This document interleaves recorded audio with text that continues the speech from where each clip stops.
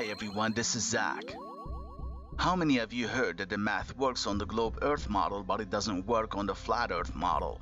Have you ever tried to see if this is true? Have you ever tried to debunk it? Have you ever tried to see how Eratosthenes and others ended up believing in the globe model a long time ago? Their math was really impressive. We still use it today. It worked pretty good. But does that mean that we really live on the globe? Does that mean that if the math works on anything, then this anything must be what the math says?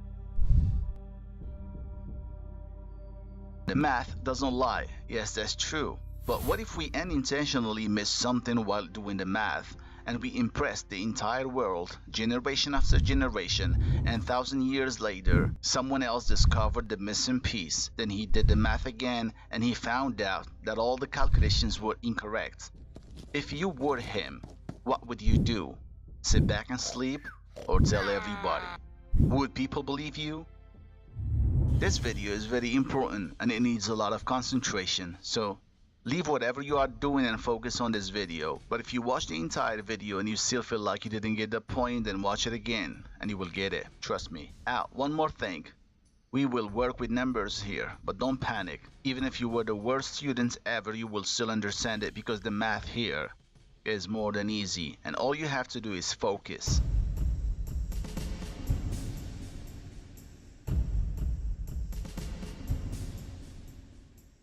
Alright, we're gonna talk about how they thought that the Earth is a globe 2,000 years ago.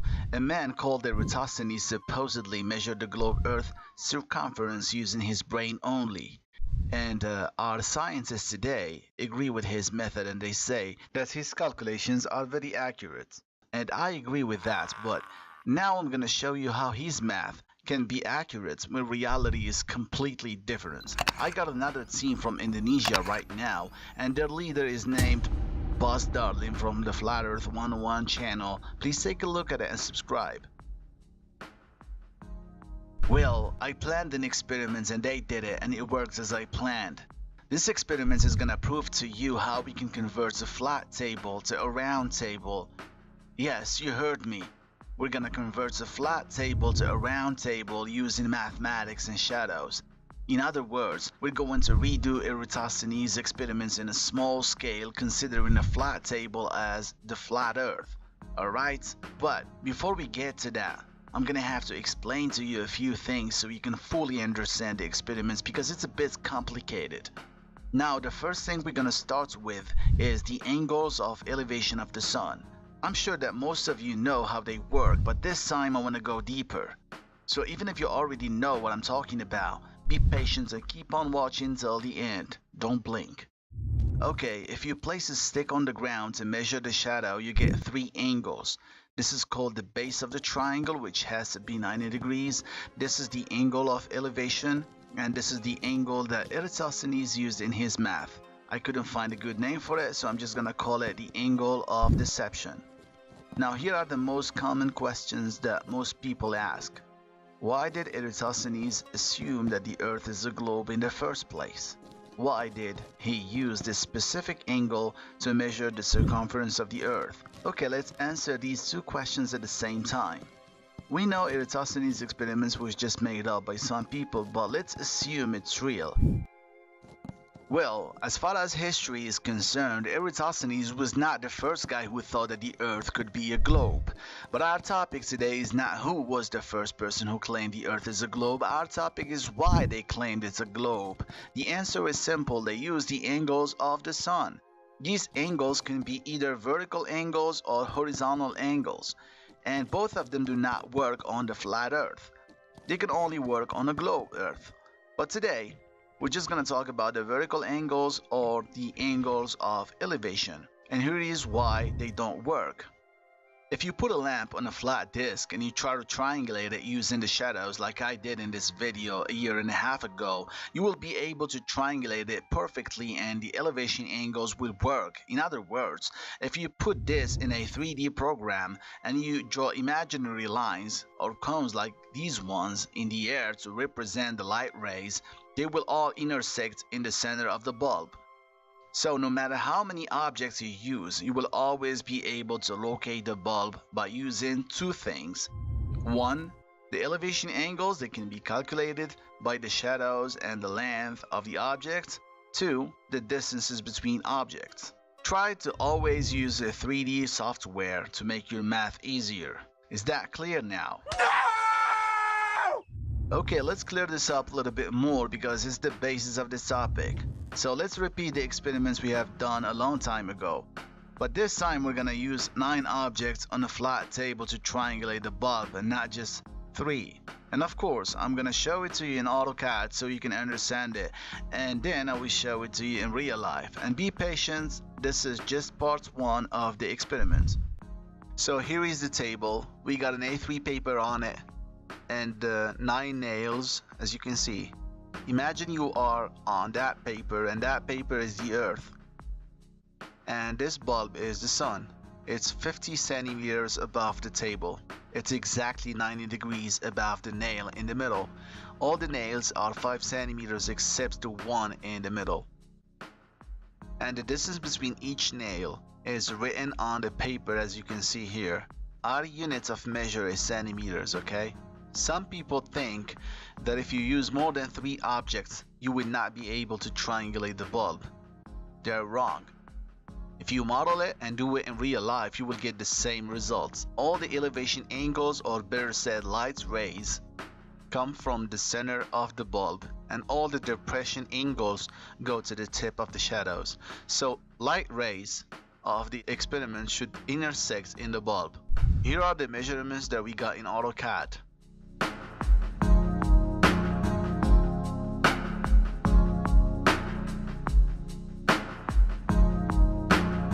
But of course, this is just a 3D program. Now we're gonna do the same exact thing in real life, and we will get the same length of the shadows. And I am so sorry that I have no way to prove to you that we are not faking this experiment. Well, I guess there is only one way to find out. You're gonna have to do it yourself. Don't trust me, trust yourself. Here are the guys who did the experiment: AG and Iban and Ayat and Damar. So here is the experiment. The nails are 5 centimeters long. The one in the middle was put there just to demonstrate that the bulb is 90 degrees above it. And as you can see, it has no shadow at all. The farthest nail is 15 centimeters away from the center, and the closest is 5 centimeters away from the center. And the last one is 10 centimeters away. We used 9 nails and 3 distances because the lens was not big enough. They put the 5 centimeter nails and the bulb in the appropriate distances, and here are the measurements of each shadow. Please compare them to the results of the 3D model that you got on the screen. If you do this correctly, you will get a very precise results. I did this before, and people who have been following me already know it. So if you are new and you want to watch this with great detail, just click on this link right here and watch my other video. You will find the link in the description. The 3D model here matched reality so accurately. All the shadows that I got in the 3D model matched the shadows that we got on this table. And as I said before, that was just part 1. Wait for part 2. Now, if we were Eratosthenes' friends and wanted to do the same thing with the sun in real life, our experiments would fail. We would not be able to triangulate the sun. The cones or the lines that we would draw to triangulate the sun would not intersect in one point like in the 3D model that I just showed you. And this is gonna make us think that the earth is not flat, because the triangulations worked on the experiments that we did on the flat table, but did not work on the sun in real life. So something must be wrong. You would think, what is it? This must mean that the earth is not flat. So if we really were those scientists, you would have to think about something else, like the earth being a globe, for example. Yeah. So this is how they came up with the globe theory. The angles of elevation led them to think about the globe model. They were just assumptions based on mathematics. Forgive me, but I'm gonna say this one more time. If you use more than 3 positions to triangulate the sun, assuming that the earth is flat, your triangulation will never work. No matter how hard you try, you will always fail. The sun rays will never intersect in one point. I have been doing this for a long time and I had to come to this conclusion.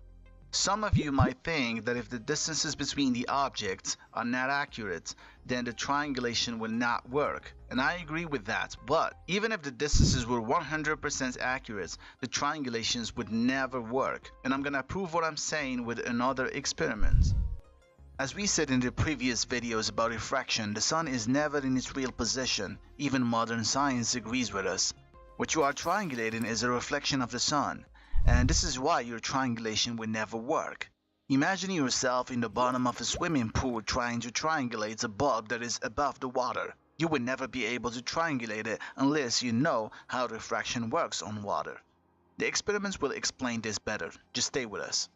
So Eratosthenes and his friends decided that the Earth is not flat because there was no way to make the angles of elevation work and make sense. For example, whenever they triangulate the sun from two positions, the distance to the sun appears to be around 3,000 miles. And at the same time, they triangulate it from two other positions and they get a distance of 4,000 miles. Solving this at that time was impossible, and it was still impossible to us until a few months ago. Anyways, these mathematicians had to find a way to make these angles work, so they assumed that the Earth is a globe and the sun rays come to Earth in parallel lines, because this was the only way to make the angles work. So their only problem was how to know the circumference of the Earth so that angles can work perfectly. Eratosthenes supposedly had this brilliant idea. There was a well in Syene in Egypt, and the sun used to pass directly above it once a year, which means that the sun at that time was 90 degrees above that well. The next year, at the same time and date, he went to Alexandria and he placed a stick on the ground and he noticed that the stick had a shadow. So he measured this angle of deception and it was 7.2 degrees. So he thought that the Earth must be a sphere and that he could calculate it. He just needed to know the distance between Syene and Alexandria.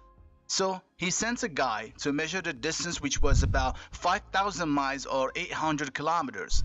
So this angle right here, 7.2, has to be equal to the central angle of any sphere, and that made everything else easy for him. A sphere is 360 degrees, so all he had to do is divide 360 by the angle of deception, which was 7.2 degrees, to get 50. So if we draw a circle like this and draw a line like this and repeat it 50 times, it will give us this angle, 7.2 degrees between each two lines. So in order to get the circumference of the Earth, he had to multiply 50 by the distance, which was 500 miles, and he got 25,000 miles or 40,000 kilometers. So that has been the circumference of the Earth since that time, which is really precise for someone who had no equipment at all. Very smart move, NASA. All you had to do was correct the calculations a bit more, and that's it. Now the math works beautifully on this new circumference of the globe Earth, 24,900 miles. I wonder if you were a scientist and you wanted to prove that the Earth is a globe, would you just do one experiment and that's it? Did this guy Eratosthenes repeat this experiment many times in different places before assuming it's a globe? Okay, doesn't matter now, let's just believe it.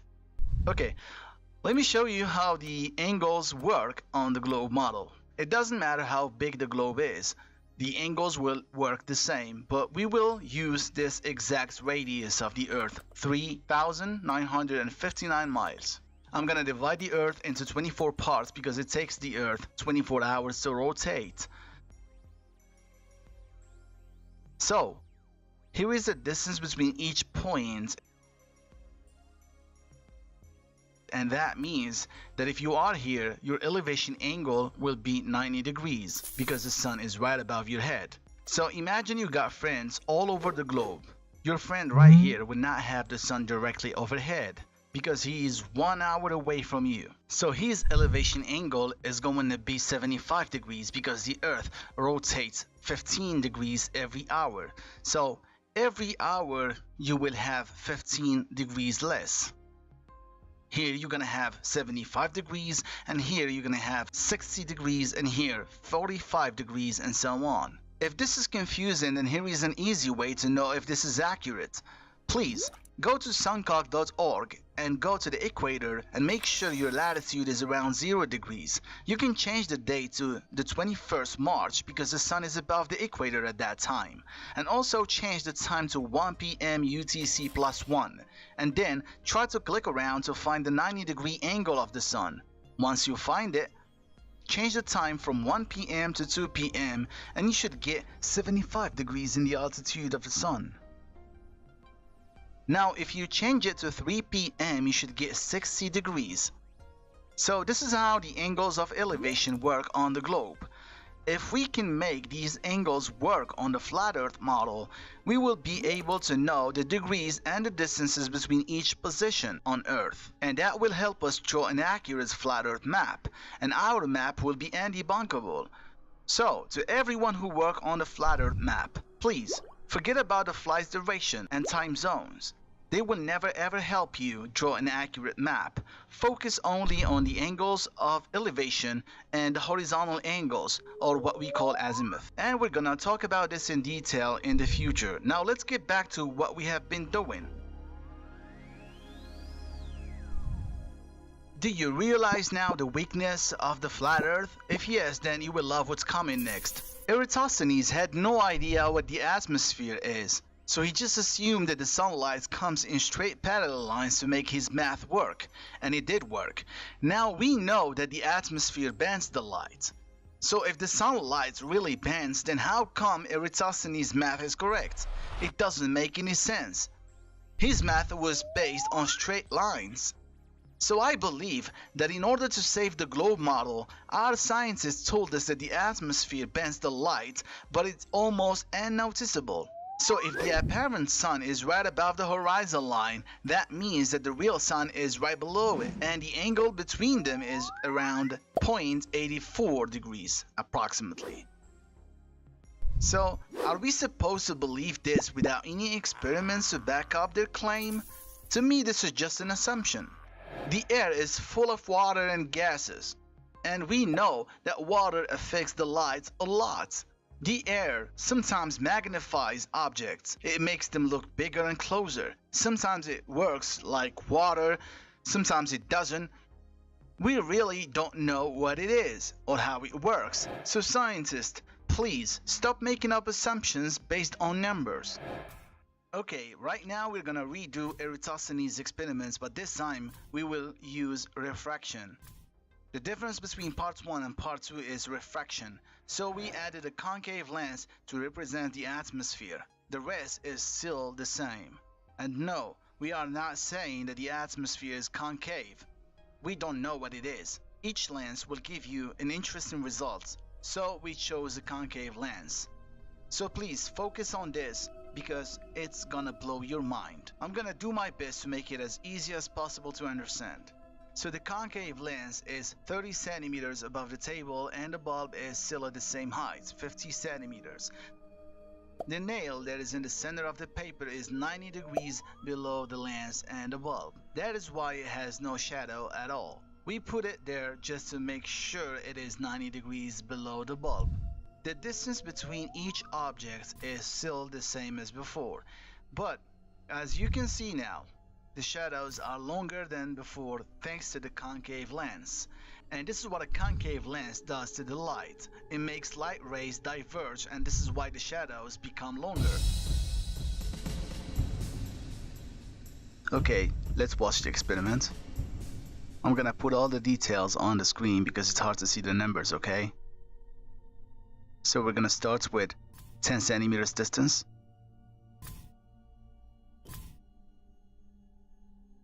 Before adding the lens, the shadow was 1 centimeters and now it's 1.7 centimeters. It's longer now than before. This nail right here is also 10 centimeters away from the center.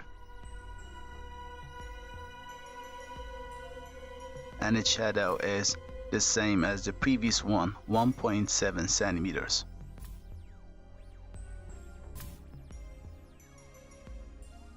This one is 5 centimeters away from the center, and before adding the lens the shadow was 0.5 centimeters and now it's 0.83 centimeters.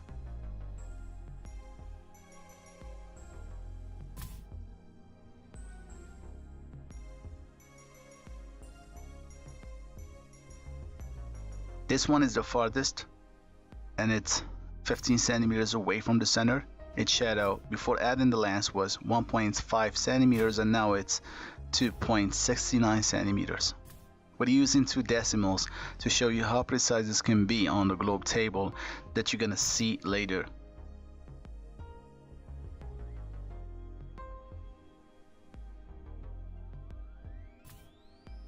This shadow is the same as the previous one, 2.69 centimeters.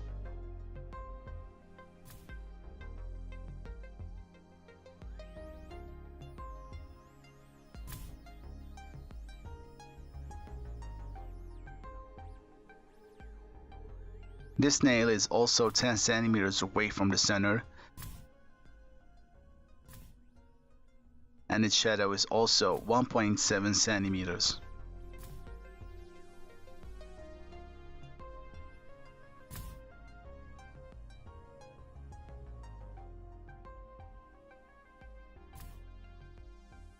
And this is another one that is also 10 centimeters away from the center, and its shadow is also 1.7 centimeters.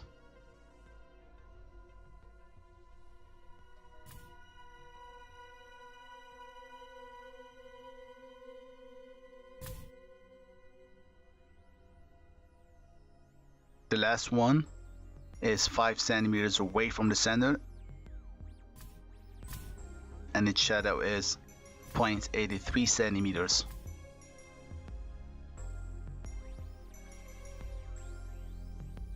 As you can see, even if we changed the directions of the nails, they had the same shadow.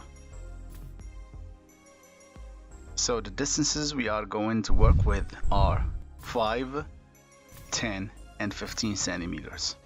And the shadows we're going to work with are 0.83, 1.7, and 2.69 centimeters. Okay? So right now we are going to run a few tests. The first one is going to be triangulating the bulb using these long shadows. So to triangulate it, I'm going to have to model everything and make our math simple and easy to understand. So this is what I did. I draw the same thing you see on the table, and I draw a line from the tip of each shadow to the tip of each nail, and I just made the line longer to see where all these lines are going to intersect. Because if the light rays are coming from the bulb, then all the lines will intersect in the bulb like in the first experiment, right? But as you can see here, the light rays are not intersecting in the bulb, but they all go through the lens. So that means that the lens is what is causing the shadows to become longer. Now imagine yourself so small on this paper, and you are trying to triangulate the bulb, but you have no idea if there is any lens in the sky, because you just can't see it like you can't see the atmosphere. So your triangulations will always fail, because they will always give you a different distance to the bulb, because the bulb is not what you think it is. You are just triangulating a reflection of it. If you were so small on that paper, then the light you will see is just another image of the light that is projecting somewhere on the lens. But from the table you cannot see it. So if you don't consider the lens, your math will not be correct, even if you make it work. Please imagine Eratosthenes is on that table right now looking at the bulb through that lens. Can he see where the real bulb is? Of course not. So he's gonna do some triangulations to know how far the bulb is. But he is so smart, he automatically realized that triangulating the bulb from a flat lens would never work, because every time he does that, he gets different distances to the bulb. So he thought that the table cannot be flat, because if it was flat, then the elevation angles or light rays will intersect in the center of the bulb, exactly like in the first experiment. He has to think that the table is round, because the math will only work on a round table, because he had no idea what the atmosphere can do to the light. So this is what Eratosthenes did in details. Imagine this nail on the left side is Alexandria and the nail in the middle is Syene. Sine in his experiments was 90 degrees below the sun, so that nail in our experiments is also 90 degrees below the bulb. Now the distance between Sine and Alexandria was 800 kilometers or 500 miles. But in our experiments, we can just assume it's 15 centimeters. We could have used 80 centimeters to scale it down, but we didn't have a bigger lens to cover that much distance. But it doesn't matter because the math of Eratosthenes works with all distances on the globe, and I'm gonna prove that to you too. Well, the shadow of this nail that represents Alexandria is 2.69 centimeters. So, to get the angle of deception that Eratosthenes used in his experiments, all we have to do is draw the nail that is 5 centimeters and draw the shadow that is 2.69 centimeters. And then we measure this angle and it is 28.26 degrees. So Eratosthenes divided 360 by his angle of deception, which was 7.2 degrees. But in our case, it's 28.26 degrees. So we get 12.73 centimeters and many decimals. Then Eratosthenes multiplied the results by the distance. If we want to do the same thing, then we should multiply 12.73 by 15 centimeters.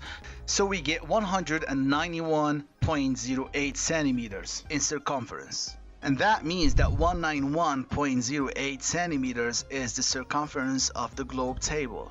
Now we can assume that the table is a globe because the angles work on it, right? So the table is now a globe with a circumference of 191.08 centimeters, which makes its radius to be 30.4113 centimeters. Okay, that's fantastic, but hey, get back here, we didn't finish yet. We are way better than Eratosthenes. We're gonna prove that the table is a globe by doing too many measurements and not just one.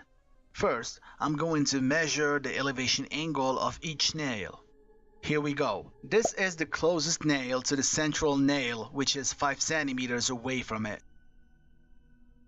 Its angle of deception is 9.42 degrees and its angle of elevation is 80.58 degrees. Same thing for the other nail in the opposite side. They got the same shadows. Now, if we want to do Eratosthenes' formula, then we will do this. 360 degrees divided by 9.42 degrees, we will get 38.21 and many decimals. 38.21 times the distance, which is 5 centimeters, we will also get 191.08 centimeters. The result is like the first circumference we got from a distance of 15 centimeters, if you remember. Now we will do the same thing with the last distance, which is 10 centimeters, and we should get the same circumference. Let's take a look at its angle of deception, 18.84 degrees. So again, 360 degrees divided by the angle of elevation, that is 18.84 degrees, we get 19.1 and many decimals. 19.1 times 10, we get 191.08 again. And the angle of elevation of this one is 71.16 degrees. Let's test these angles on a ball like we did on the globe model. Let's see if these angles really work. So I'm gonna draw our globe table with a radius of 30.4113 centimeters, circumference of 191.08 centimeters. Now I'm gonna draw the distance of 5, 10 and 15 centimeters on the globe table, because these are all the distances we used in the experiments with 9 objects. I was gonna use longer distances, but we only had a small concave lens that can't cover a bigger distance. So these are the distances. Now imagine the bulb rays are parallel just like the sun rays. The nails should be perpendicular on this globe, but we don't have to draw them because they are not necessary. So I'm gonna draw parallel light rays above these positions of these invisible nails that are on the globe now, not a flat surface.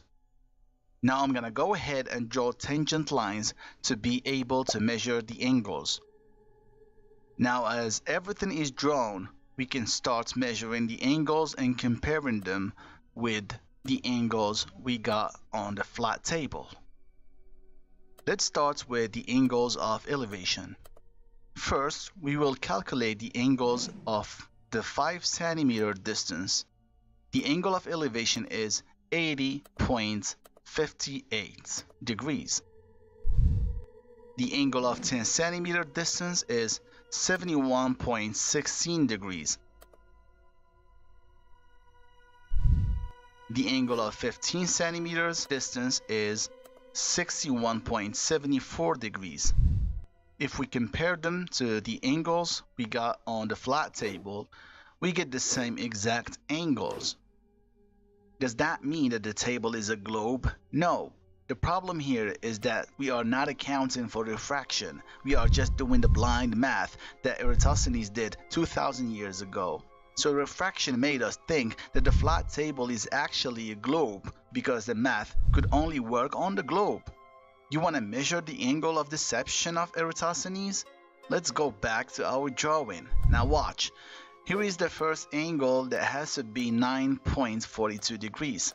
The second angle should be double, so it has to be 18.84 degrees. And the third one has to be triple, 28.26 degrees.